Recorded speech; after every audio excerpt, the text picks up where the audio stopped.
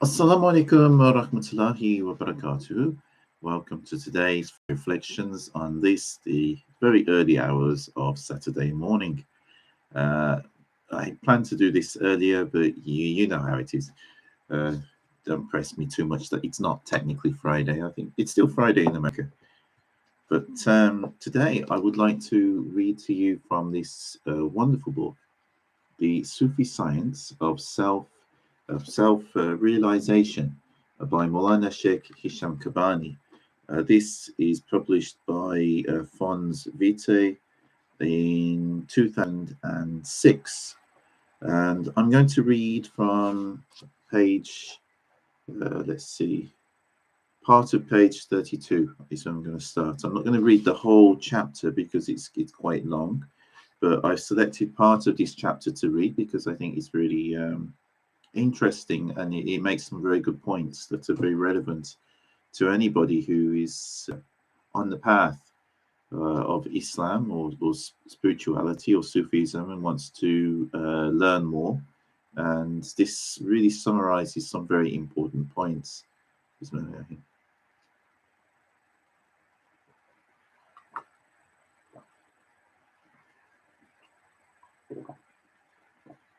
Okay, so actually I'm going to read most of page 32 onwards. Okay.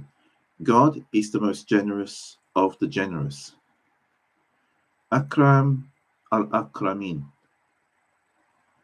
Similarly, the Prophet Muhammad is described by God as, to the believers, he is the most kind and merciful. And we sent thee not, but as a mercy for all creatures. This is from Quran, from Surah 9, Ayah 128, and Surah 21, 107. Now, this verse means that the Prophet Muhammad will ask for Allah's forgiveness on everyone's behalf. In short, a servant of God cannot be stingy. The worst person is someone who pretends to be an elect servant of God and is stingy. Not stingy with his money, but stingy in carrying the difficulties of people and taking back for himself whatever God gave him of rewards as gifts to them. So here, Shaykh Hisham is highlighting that the Prophet Muhammad will pray for forgiveness for everyone, not only people who are Muslims, not only people who are good Muslims. The Prophet Muhammad will pray for forgiveness for everyone, all of the human beings. Because the Prophet Muhammad is the most kind and merciful.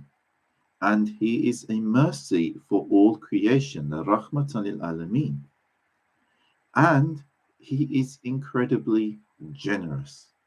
Prophet Muhammad, as I mentioned earlier today to a friend, was generous to a fault. Literally, sometimes people would go to his house and ask the Prophet Muhammad for something, and he would look, but he'd realize he's already given everything he has away, everything. He didn't keep things to store them, he always gave. And this is why I say Prophet Muhammad, he can be described as generous to a fault. This is how generous the Prophet Muhammad was. And this is a characteristic of the servants of Allah. The true servants of Allah are people who are generous. It doesn't mean they have to be so generous they literally give everything away like the Prophet Muhammad did. But they are generous people. They are kind people. They're not selfish or stingy people. Shaykh Hisham says, worse yet are those of God's servants on whom he has bestowed the gifts of knowledge of the religion and its inner meanings, and who withhold this knowledge from those people who are capable of receiving it. These are the doctors of law that tell lies about God, and pronounce permitted what he has prohibited. Of these, we have many examples today. They say, for example, that God wills people to lay down their lives, to kill themselves or die in the process in support of the corrupt, or to serve false causes, or to propagate wrong doctrine.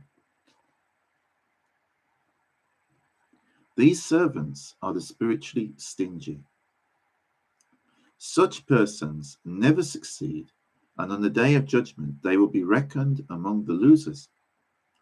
They are like a tree covered with beautiful blossoms in spring, but which is infertile and fails to yield any fruits in the autumn.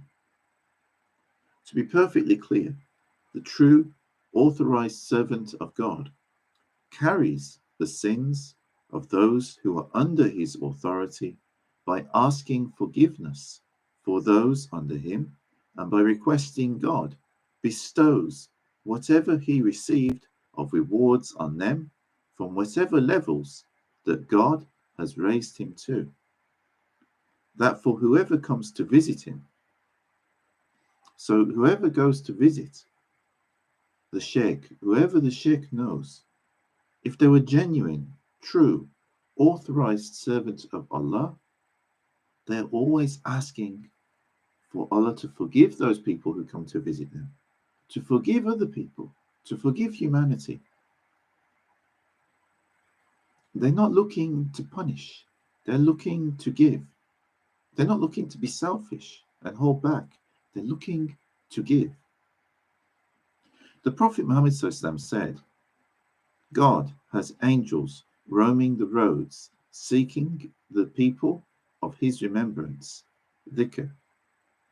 And when they find a group of people reciting zikr, they call each other and encompass them in layers until the first heaven, as someone not from them, but who came only for a certain issue, who sits with them. God said, no regrets will come on whoever sits with them, whoever sits with the people doing the dhikr. Shaykh Hisham says that means that anyone coming for only a few minutes, even if he is not one of them, will be rewarded by being with them. Anyone who comes to the saints will give to him from what God and the Prophet gave him. That is what it means, the opposite of stingy. It means giving what God adorned him with in the way of mercy. It means taking on and carrying the difficulties and problems of people who come to see you. The hadith that I just quoted about God's angels and that they bless people who are sitting with the people doing zikr, even though they're not from the people. This hadith is in Sahih Bukhari and Sahih Muslim. Continuing. Now, Ash-Shibli goes on to say, the elect servant of God is disconnected from creation and connected to truth, al-haq. He continues, his heart is cut off from people and connected with the divine.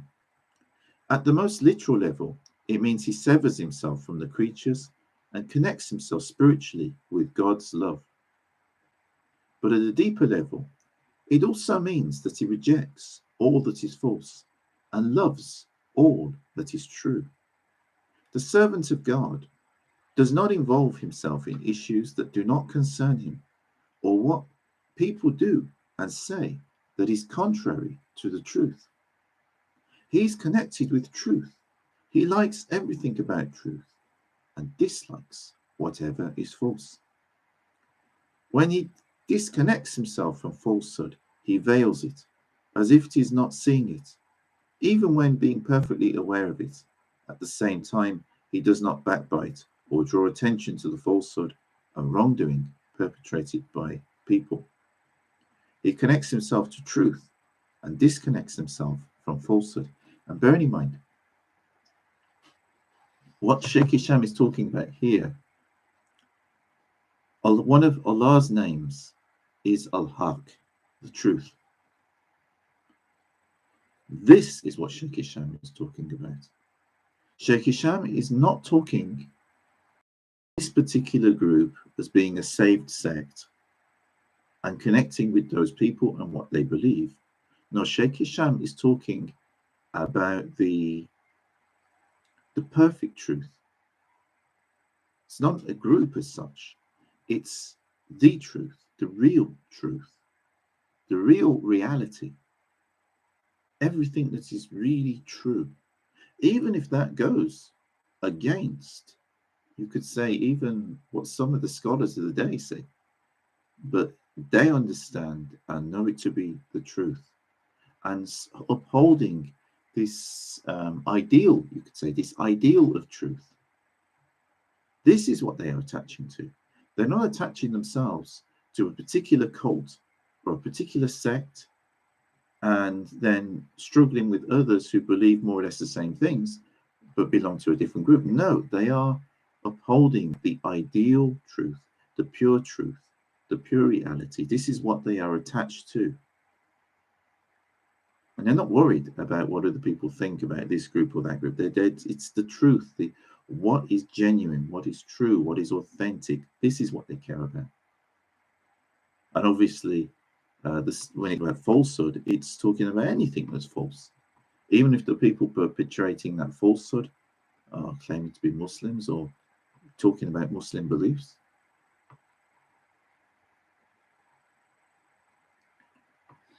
So I'll continue reading. He connects himself to truth and disconnects himself from falsehood. He does this in order to balance their falsehood by bringing truth to the other side of the balance. Otherwise, if falsehood goes unchecked, it will cause disaster, both in the community and in the world. Thus, the awliya are like mountains in the community.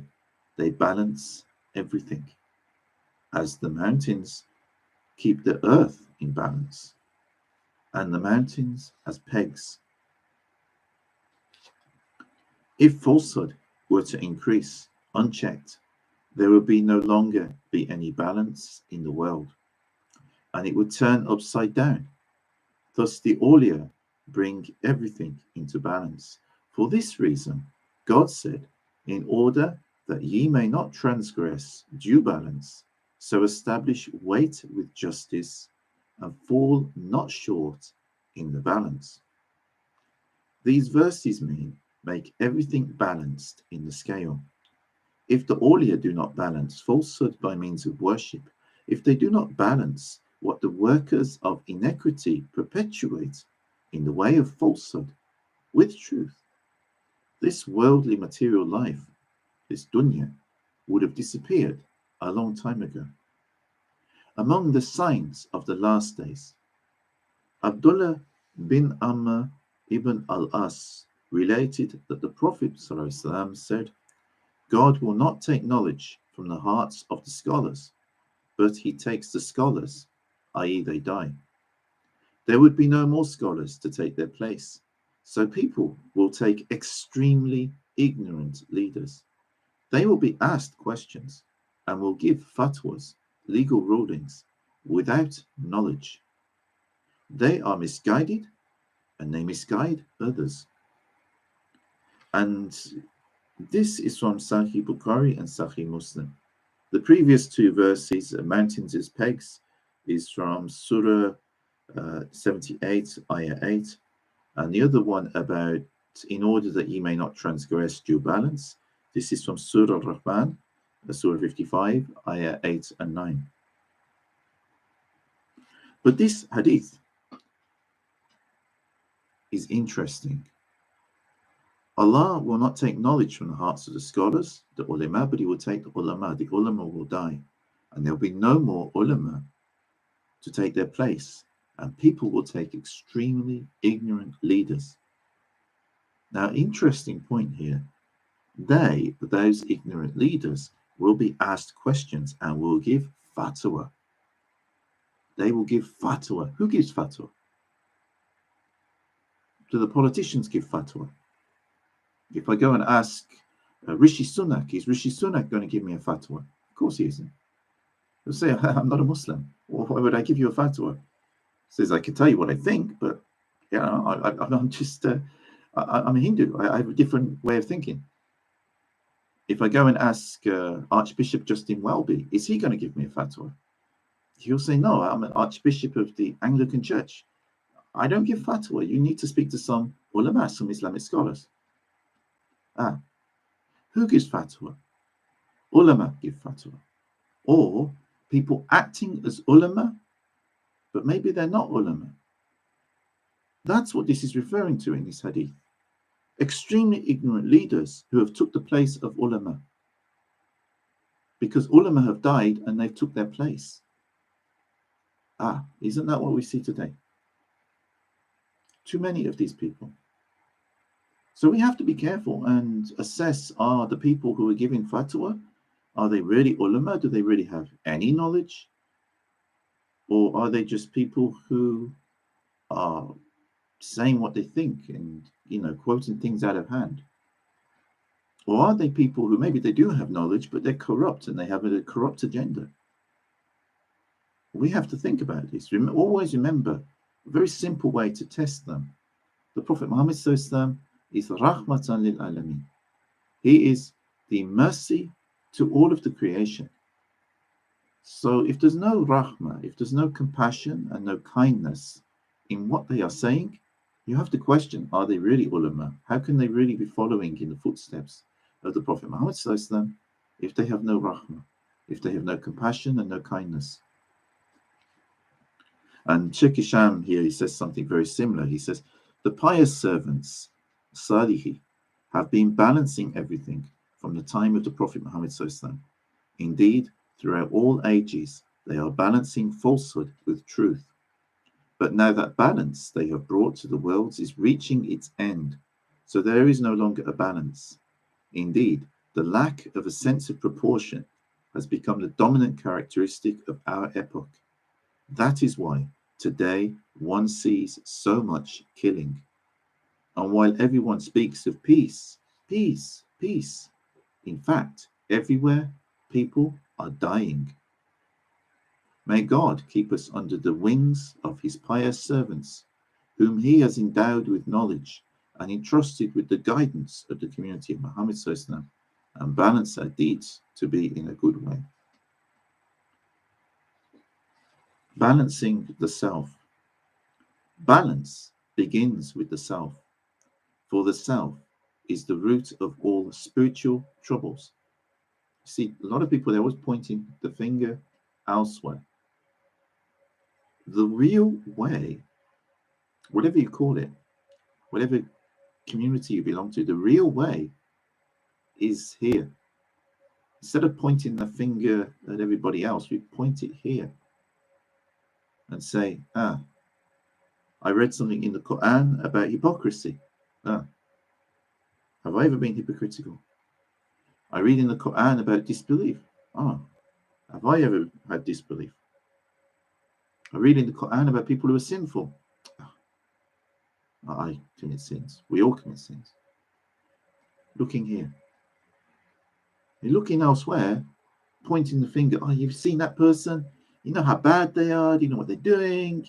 I know that guy. He's like sleeping around with so many girls.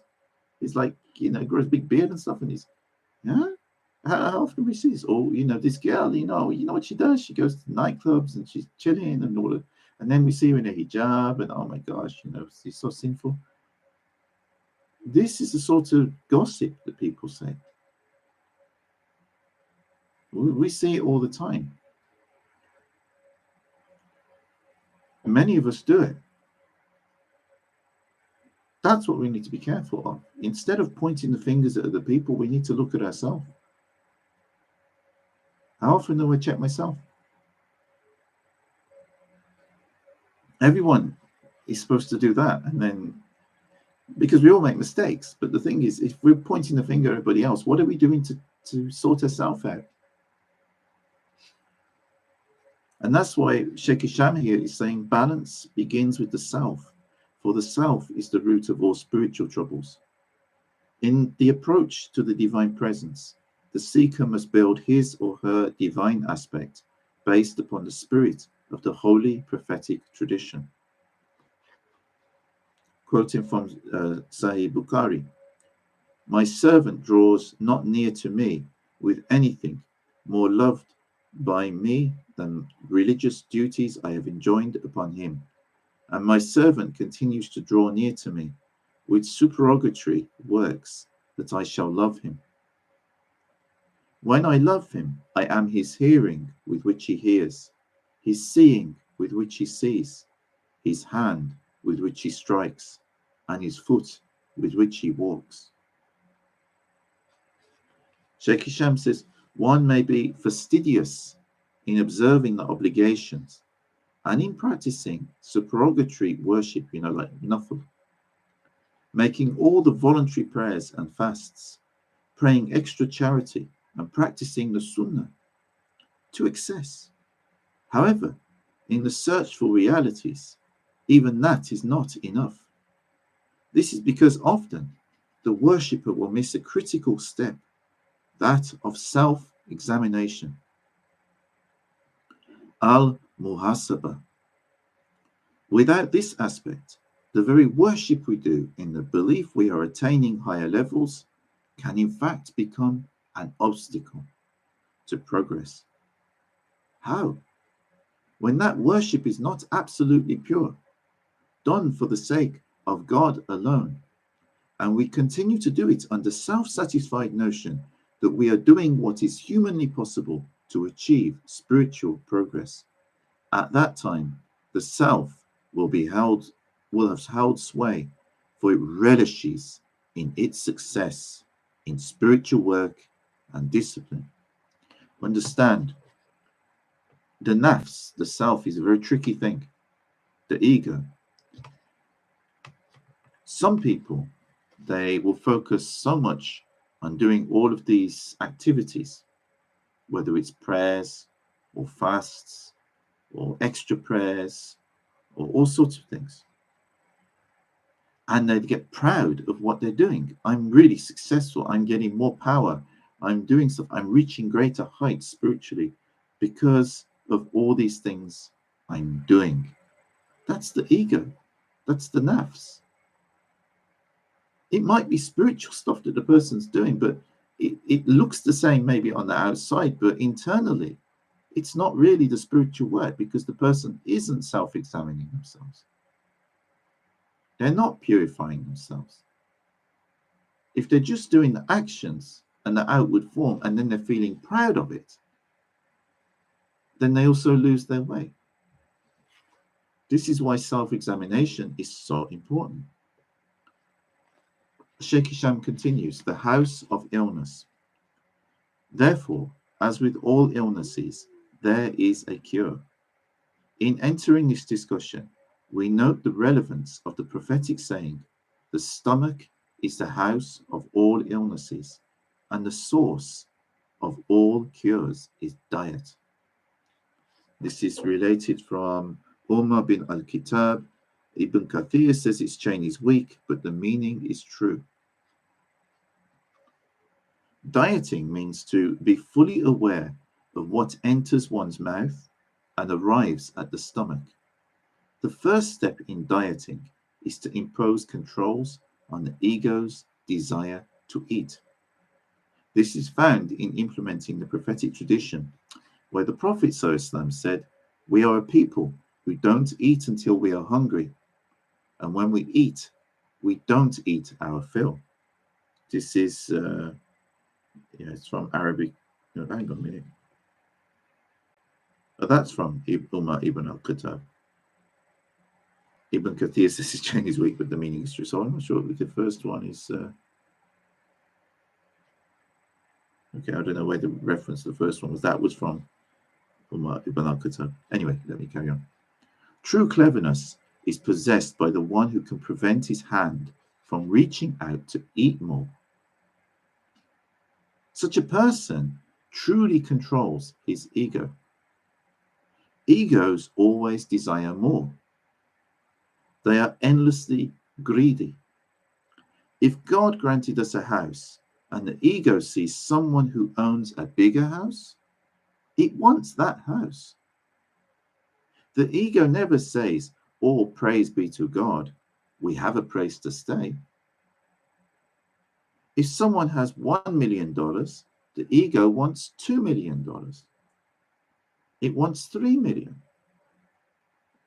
Yahya bin Yahya, a student of Imam Malik, asked him for advice. Imam Malik gave him 3 recommendations, each of which comprises a treasure. He said, I will compose all the medicine of the physicians and the entire fruit of the science of medicine in one sentence. Withdraw your hand from eating as long as you have a desire to eat.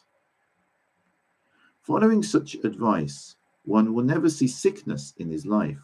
More importantly, that is training the ego to listen to and accept the truth. So you see, although eating is used as the model, it's quite relevant. We just come out of the month of Ramadan. This is why we fast, the real reason.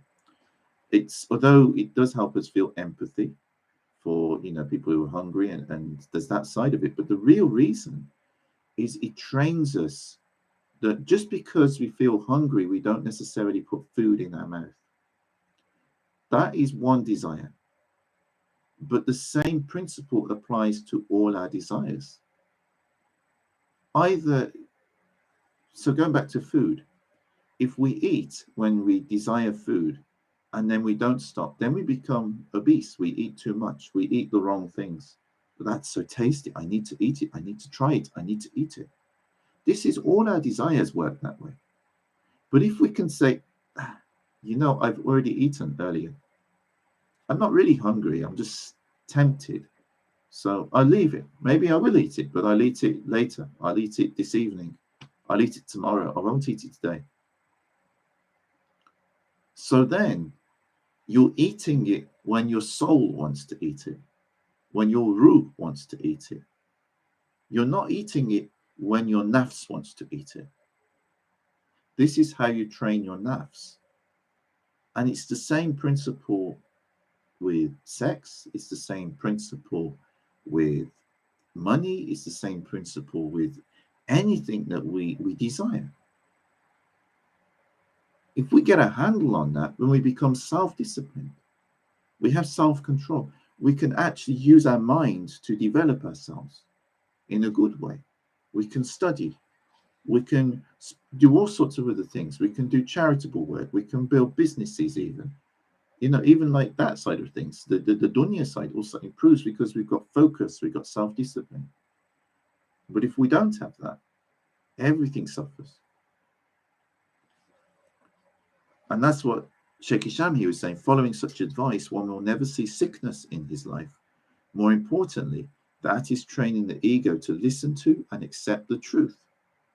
For the battle with the ego begins with a conversation, a debate between the soul, which yearns for spiritual attainment, and the ego, nafs, which always seeks satisfaction in the basest desires.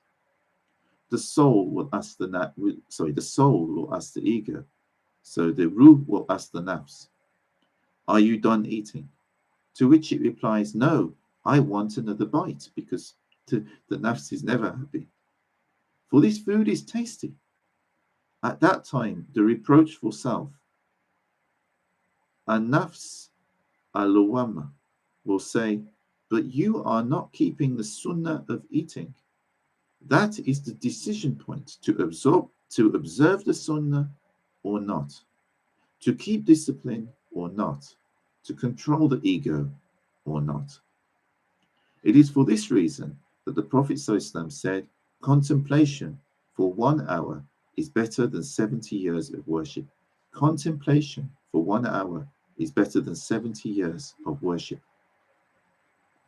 What you achieve by contemplation, tafakkur, also known in Arabic as muraqabah, is to achieve what you cannot achieve even if you are performing voluntary worship for 70 years. It means that what is gained by meditation is unattainable through worship.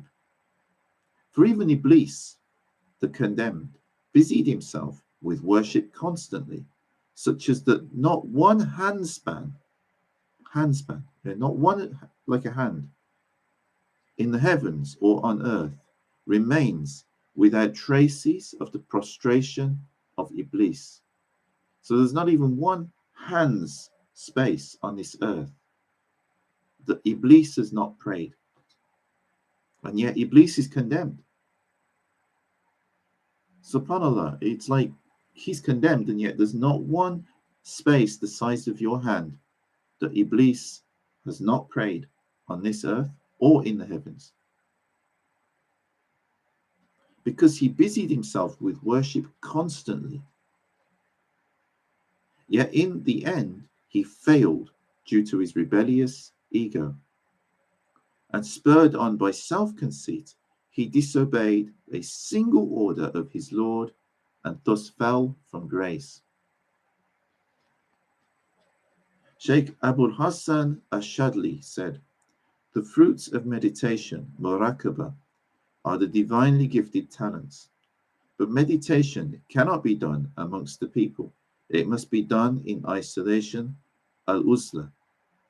That, in fact, is the primary reason people sit in isolation. It's to do meditation. Such meditation, completely secluded away from other eyes and ears, will allow you to train the ego to ride it as a horseman rides his mount. Then, once you ride the ego, it can no longer control you. When you can say, 'I am not eating,' it will say, 'I hear and obey.' On the other hand, if you have not trained it, you will be overcome by your ego. That is why a master may try his students by giving them excess food to eat. Such a trial is actually to combat the ego's desires to not eat, which comes about when the stomach is full and the food is not particularly delicious. By keeping the ways of Sufism, nothing must accord with the ego's desires. So should the Sheikh order you to eat an entire pot of bland and tasteless food, you must do so willingly, for it is obedience to the order that will raise you. However, if the Sheikh dispenses more food to you, food which is blessed by his hands, his prayers, and his blessing he's preparing it while invoking God and praising his Prophet ﷺ, and you indicate in even the slightest way that this is enough, you are displaying your disobedience, struggling in fact to say, 'No, I will not eat anymore.' Consider if that is your reaction to something which cannot harm you, what do you think if the Sheikh puts you in a more difficult trial?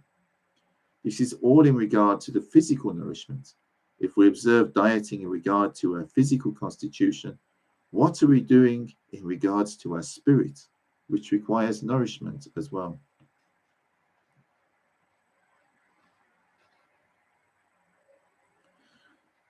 Dieting for the soul. Dieting for the soul means to prevent oneself from doing anything originating in bad desires. It will be a cure for one's spiritual dimension and is a preparation for the afterlife, for Akhirah. People today do not diet for the soul.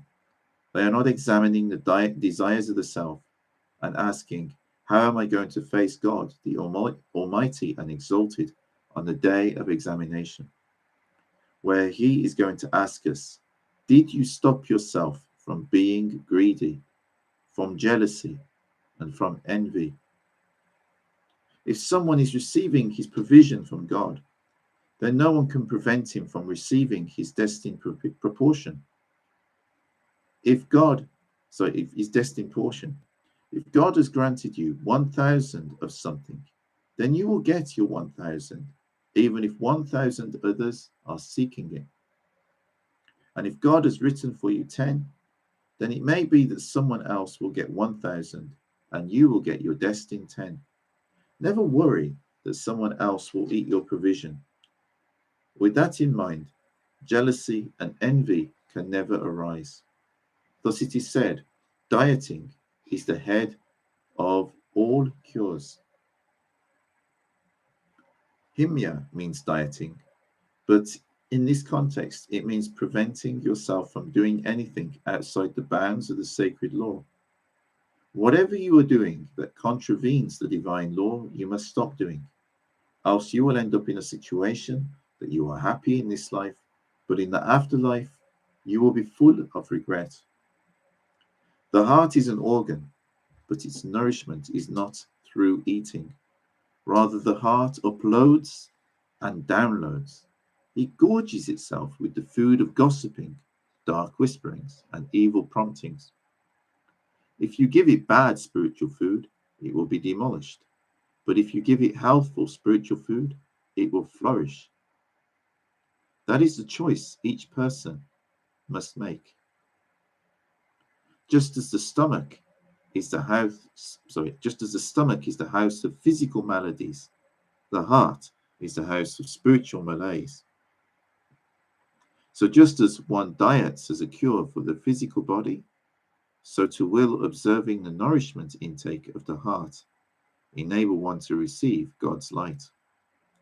So you see, people during the previous month of Ramadan, a lot of people were talking about food and not eating and what they're going to eat for iftar.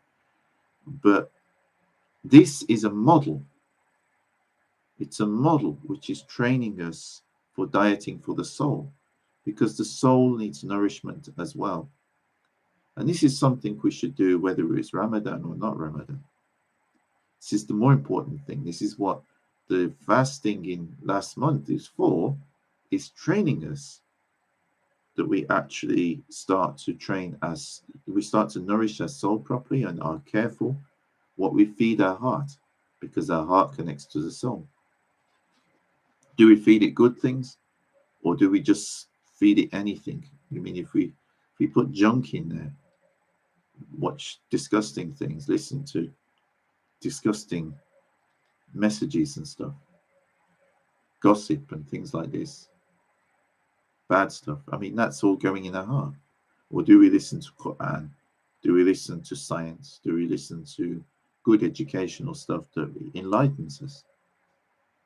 It all makes a difference.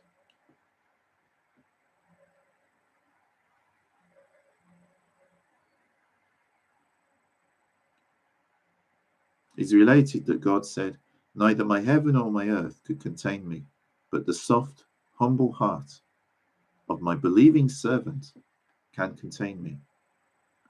There cannot be two within the heart. God does not accept idolatry, though he may forgive anything less than that. What does he accept? Oneness. God does not accept God does not accept that anyone associated with him in his divinity, for he is the ultimate sovereign king. God wants absolute oneness to be attributed to himself.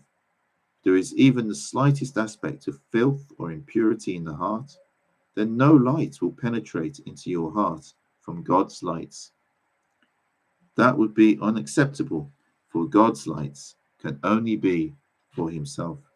For this reason, the dieting of the heart consists of listening to a guiding master, a murshid, who has the skill to disconnect the seeker from his own self-aggrandizing self, and then, like a heart surgeon, carefully reconnect the seeker to reality in the divine presence. So if you found that interesting, I've been reading the Sufi Science of Self-Realization by Mawlana Shaykh Hisham Kabbani. This was published by Fons Vitae in 2006, but I suspect it's probably still available online. And thank you for joining us for today's Friday reflections in the early hours of Saturday morning. And I look forward to seeing you next week. Probably on Monday, it's a bank holiday here, so I will not be at the chaplaincy in person either this Monday or next Monday, because they're both bank holidays. But I will be doing it online from home. And then after that, I'm back at the university on Mondays again. So I look forward to seeing you then. Wishing you all the very best. Assalamu alaikum wa rahmatullahi wa barakatuhu. May the peace and blessings of God be with you all. Good night.